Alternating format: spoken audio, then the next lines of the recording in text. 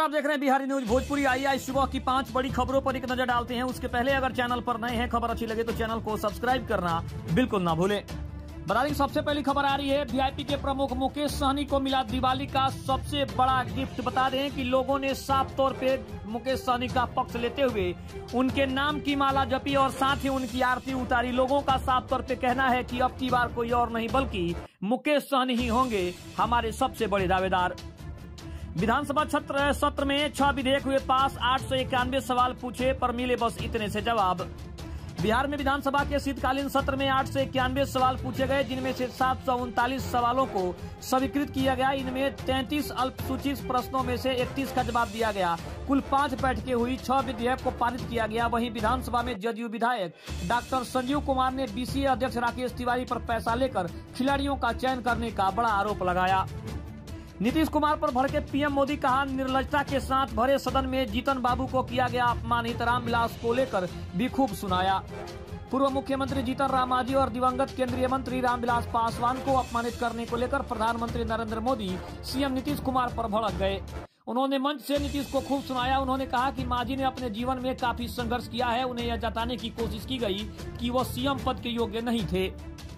सभी स्कूलों के शिक्षकों और विभाग के कर्मचारियों के तबादले पर रोक लगाई गई।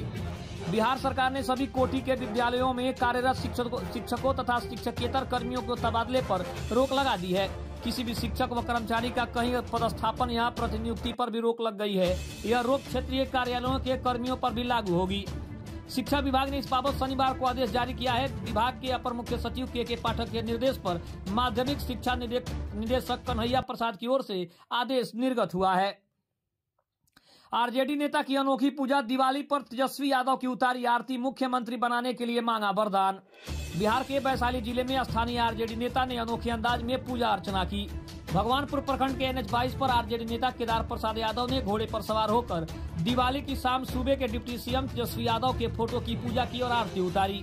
इस दौरान केदार प्रसाद ने जल्द से जल्द तेजस्वी यादव को बिहार का मुख्यमंत्री बनाने की भी प्रार्थना की।